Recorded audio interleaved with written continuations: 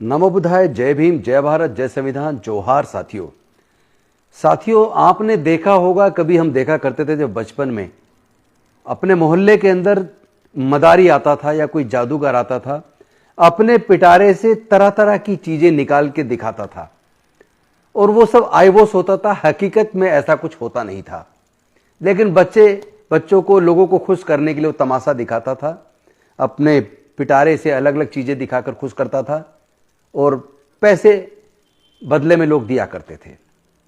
इसी तरीके से उनका घर चलता था, मदारियों का या जो जादूगर होते थे उनका। तो आज मैं आपको बताना चाहता हूं कि किस तरह अरविंद केजरीवाल लोगों की वोट को पाने के लिए रोज अपने पिटारे से, जादू का जो पिटारा है उसमें से कुछ ना कुछ नया निकालते हैं। आज उन्होंने एक नया वायदा किया, धोबी समाज के लिए एक कल्याण बोर्ड बनाने का, कि हम उनके लिए एक बोर्ड का गठन करेंगे। लेकिन मैं पूछना चाहता हूं अरविंद जी, आपने लगभग अब से 1-1.5 साल पहले कैबिनेट से बकायदा पास किया और उस पर पहल तो काफी पहले हो चुकी थी, मेरे द्वारा खुद कैबिनेट नोट बनाया गया था। मैं पूछना चाहता हूं कि आपने केस कला बोर्ड बनाने का एक प्रॉमिस किया था, ताकि नाई समाज, जो नाई के पेशे से जुड़े लोग थे, उनके लिए वेलफेयर का एक बोर्ड बनाने की बात की थी और बाद में वो कैबिनेट में पास भी हुआ। लेकिन उसका रिजल्ट क्या है, बोर्ड क्यों नहीं बना, क्या आप इसका जवाब देंगे? अनुसूचित जाति कल्याण बोर्ड पहले से है, लेकिन लगभग 3 साल से वो बोर्ड का कार्यकाल पूरा होने के बाद आपने उसका गठन भी नहीं किया और आपने कहा इस बोर्ड की जरूरत क्या है, और आपने उसका गठन नहीं किया। जबकि पहले शेड्यूल कास्ट वेलफेयर बोर्ड हुआ करता था, लेकिन आपने तो उसको भी बंद कर दिया। आपकी अपनी सरकार पंजाब के अंदर है, वहां शेड्यूल कास्ट कमीशन पहले से है, उसमें अध्यक्ष यानी चेयरमैन और मेंबर्स हुआ करते हैं, जो पहले हुआ करते थे। आपने किसी का गठन ही नहीं किया। बोर्ड है, अलग से कानून बनाने की जरूरत नहीं, पहले से कानून है, लेकिन वहां जो चेयरमैन का गठन आपने नॉमिनेट करना था, मेंबर्स नॉमिनेट करने थे, वो आपने बनाया नहीं। जहां अनुसूचित जाति समाज के लोग पंजाब में जाके अपने दुख और पीड़ा जाके कंप्लेंट करके अपना रिड्रेसल कराते, आपने तो चेयरमैन, और आपकी सरकार ने चेयरमैन का और मेंबर का वहां पे नॉमिनेशन ही नहीं किया। अब तक 3 साल हो गए आपकी सरकार को लगभग। और फिर आप झूठे वादे करते क्यों हो? जो आप कर नहीं सकते उसको कहते क्यों हो? आपने दिल्ली के अंदर भी शेड्यूल कास्ट कमीशन बनाने की बात की थी, बिल बना के मैंने आपको दिया। आपने बिल एक बार कैबिनेट में लिस्ट भी हो गया, लेकिन एंड टाइम पे आपने उसको ड्रॉप कर दिया और फिर तब से आप फाइल अपने पास रखे बैठे हो। 3-4 साल हो गए। आप कह रहे थे बनाएंगे कैबिनेट में पास करेंगे, लेकिन आज तक आप उसे कैबिनेट में भी नहीं ला पाए। आपने कहा था मैं दिल्ली को पूर्ण राज्य का दर्जा दिलवाऊंगा, क्या हुआ? रिजल्ट 0। आप जानते हैं कि पूर्ण राज्य का दर्जा आप नहीं दे सकते, केंद्र का विषय है, रिजल्ट 0 है, नहीं कर पाए। आपने कहा था मैं ठेकेदारी प्रथा खत्म करूंगा, ठेकेदारी प्रथा खत्म करना तो दूर है, आप दूर की बात है, आप उसका प्रस्ताव तक नहीं ला पाए। आपने कहा था कि मैं कच्चे कर्मचारियों को पक्का करूंगा, आपने उस दिशा में कोई काम नहीं किया। तो आप जो रोज रोज वायदे कर रहे हैं, मैं कैलकुलेशन कर रहा था कि टोटल जो वायदे आप कर रहे हैं, ये वायदे पूरे होंगे या नहीं होंगे। आपने कहा मैं ग्रंथियों को और पुजारियों को 18,000 रुपये महीना तनख्वाह दूंगा, लेकिन जो आप ऑलरेडी इमामों को जो देने की बात थी, 17 महीने से आपने इमामों की तनख्वाह नहीं दी। तो पहले तो आप बताइए कारण क्या है। मैं तो आपके सारे ये जोड़ता जा रहा हूं, लिस्ट बन रही है बड़ी लंबी, रोज कोई ना कोई घोषणा हो रही है। मैंने उसका बजट बनाया कि ये सारी घोषणाओं को पूरा करने के लिए जितने लाभार्थी होंगे उसके लिए कितना पैसा चाहिए। तो मैंने देखा कम से कम 22-23 हजार करोड़ रुपया चाहिए। तो 22-23 हजार करोड़ रुपया आप इन लाभार्थियों को दे पाएंगे, उनके लिए ये योजना बना पाएंगे, ये तो मुझे संभव नहीं दिखता। लेकिन मुझे पता है कि आपको शीश महल वापस चाहिए किसी भी कीमत पर, आपको वापस सत्ता किसी भी कीमत पर चाहिए। उसके लिए आप लगातार एक के बाद एक घोषणाएं करे जा रहे हैं। आपने घोषणा तो पंजाब के अंदर भी की थी कि मैं महिलाओं को 1,000 रुपया महीना एक सहायता राशि दूंगा।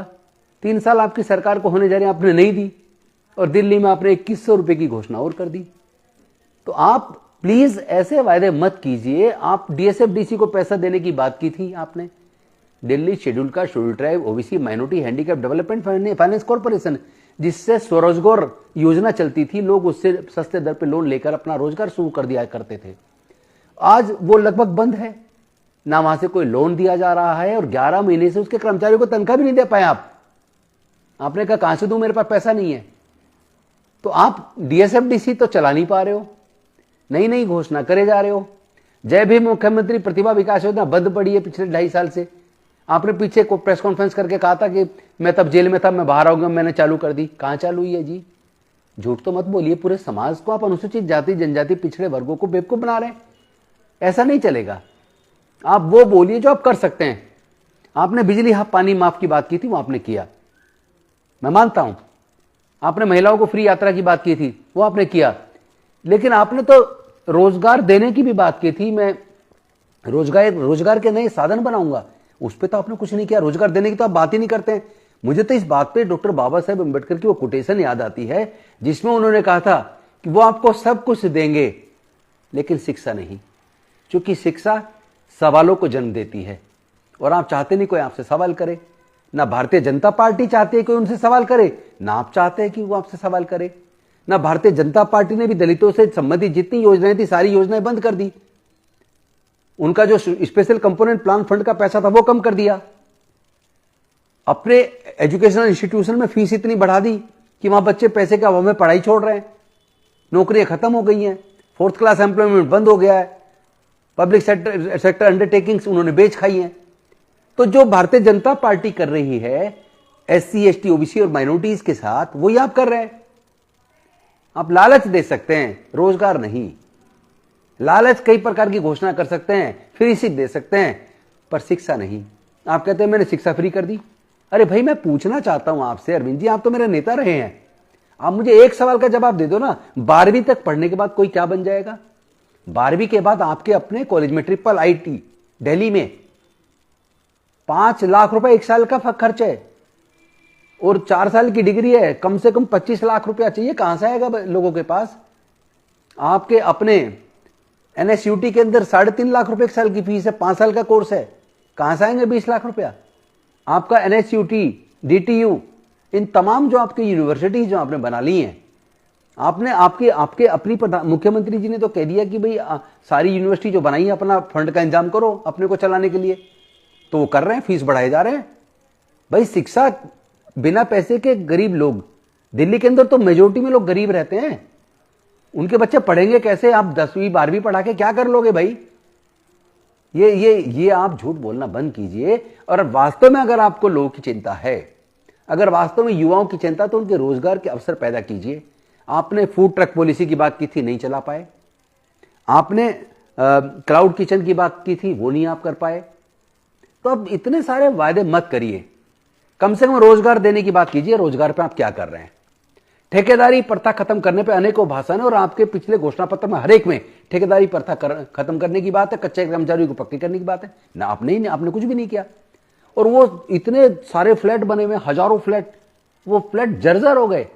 लोग उनके तोड़ तोड़ के सीढ़ियों के सारा लोहे का उसमें सरिये जो होता वो सारा निकाल के ले गए, क्योंकि आप उसके वितरित नहीं कर पाए, लाभार्थियों को दे नहीं पाए जिनको देना चाहिए था। तो इस तरह का रोज रोज के नाटकबाजी बंद कीजिए। एक मदारी की तरह, जो जादूगर की तरह रोज अपने पिटारे से कुछ निकालते हैं, लेकिन जब आपका खेल खत्म हो जाता है, जादू का खिलाड़ी, और फिर आप जनता कहती है इतना सब दिखाया था, वो गया कहां? कुछ हुआ ही नहीं। यही आपका होने वाला है। ये बंद कीजिए अरविंद जी।